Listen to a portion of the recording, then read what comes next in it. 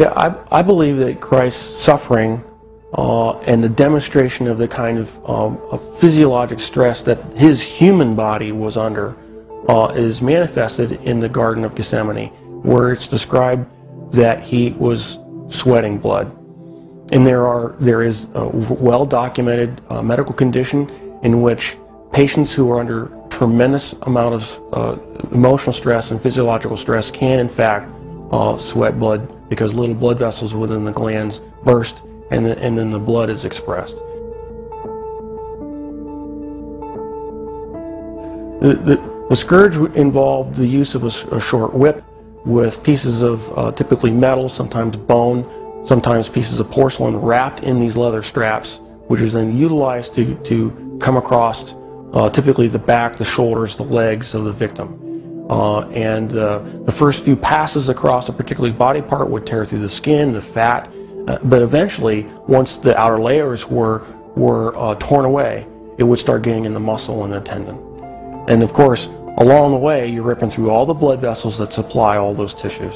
And so you're losing blood the whole time. The plant that was described actually had a very long thorn, not the little thorns that we would think from a rose bush. These were thorns that were typically 1.5 to 2 inches in length. The scalp is one of the most vascular portions of our bodies. It had a huge blood supply up there. So then having those thorns shoved down into the, down onto the bony plate would have gone through all the scalp, which in and of itself would have created a huge amount of blood loss. I've seen people actually bleed to death from just a scalp injury.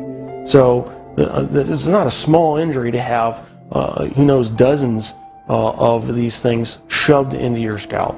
And so that would have caused more blood loss.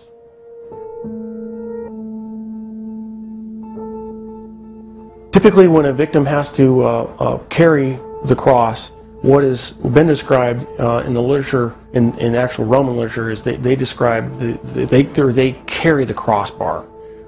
And the crossbar is estimated, alone, was estimated to weigh about 110 pounds. And of course, if your arms are stuck out here, wrapped up on the crossbar, and you fall down, you need help getting up. You just can't get up on your own, because there's no possible way without your arms to get up. So he would have needed help getting up. If he fell over, there's a good chance that he could have hit his chest, which then could account for the possibility of a cardiac injury.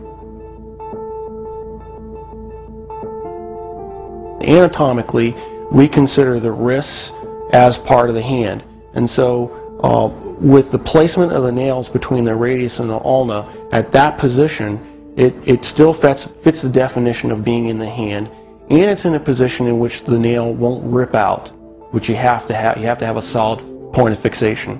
Another interesting point about the placement of that is the median nerve goes right straight through that particular portion of the wrist, and so there would have been either destruction of the nerve or impingement of the nerve that would have created a tremendous amount of pain, so that every time you try to take a breath, it'd be agonizing. You'd be pushing down on spiked feet, which of course hurt, and then you'd be hanging on spiked arms. And so you alternate from excruciating pain to excruciating pain every time you take a breath. So even if he survives the actual crucifixion, he would have had to survive what I believe to be a lethal injury from the spear, just to find out whether he was alive or not. What's described is the loss of water and blood, and that would entail either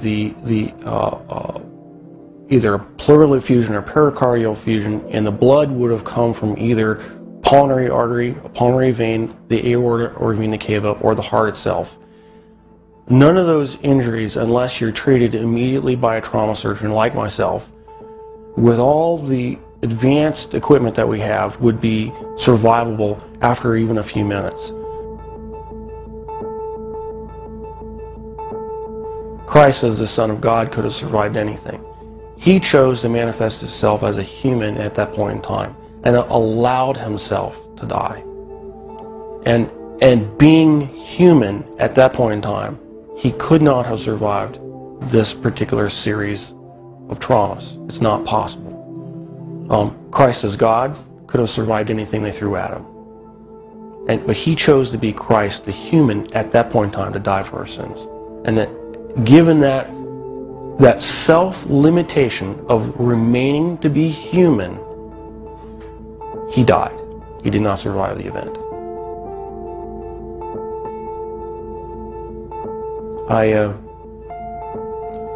I'm profoundly impacted by it. Because I realize the price that he paid was something I would never be willing to do for probably anybody. It's very difficult for me to even sing songs about the cross, even in worship. Because I truly do understand what he paid, the price that he paid.